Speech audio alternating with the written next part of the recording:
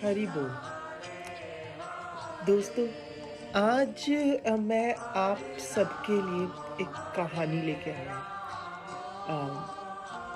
ये एक सच्ची कहानी है, सत्यता पे, मनुष्यों की सत्यता पे आधारित कहानी है। आप सभी से सुनिए। एक बार एक व्यक्ति, एक कृष्ण भक्त, एक कृष्ण डिवोटी के पास जाता है, महाराज जी के पास जाता है और कहता है कि महाराज जी, मुझे बहुत वर्ष, बहुत साल हो गए किराए के मकान पे रहते। मुझे आप कोई ऐसा उपाय, कोई ऐसा टोटका बताएं कि मेरा खुद का मकान हो जाए। आप जो कहेंगे मैं वैसा करने के लिए तैयार हूँ। दोस्तों, अब ये जो कृष्ण भक्त होते हैं ना, जो कृष्ण डिवोटीज हैं, वो ये टोटकों में और ये जो तंत्र, साधनाएँ, इन सब में थोड़ा कम मानते हैं। तो महाराज जी मन में हँसे और दुविधा उनके मन में आई और बोले कि मैं क्या इसे टोटका बताऊँ कि भई हम सिर्फ़ कृष्ण नाम रस का स्वादन हम लोग तो जानते हैं। तो महाराज जी के लाखों यत्न के बाद भी वो व्यक्ति नहीं माना।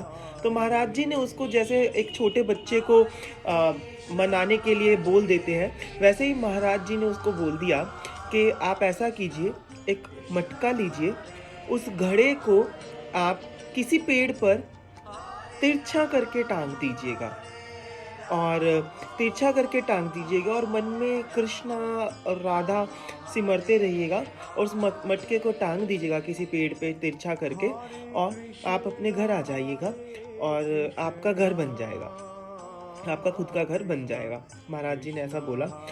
अब उस व्यक्ति ने बड़े दिल से एक मटका लिया, उस मटके को तिरछा करके एक पेड़ पे टाँग दिया और कुछ ही समय बाद चमत्कार ऐसा हुआ कि उस व्यक्ति का घर बन गया।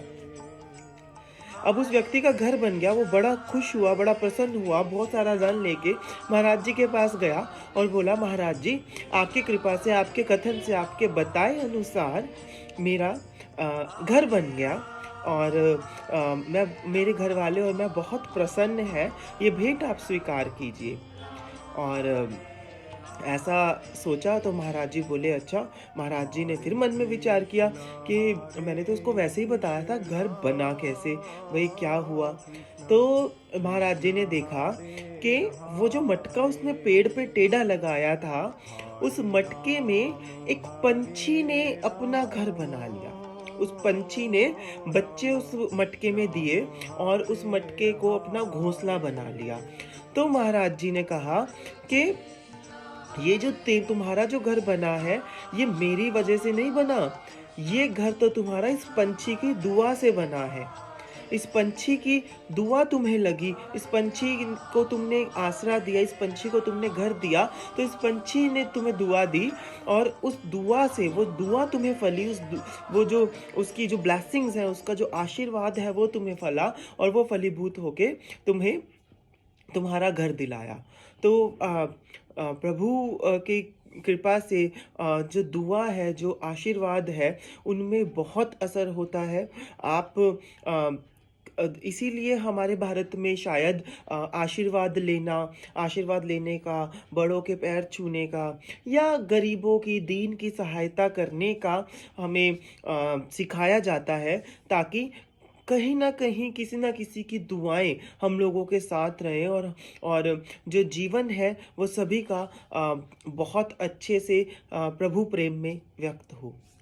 हरे कृष्णा।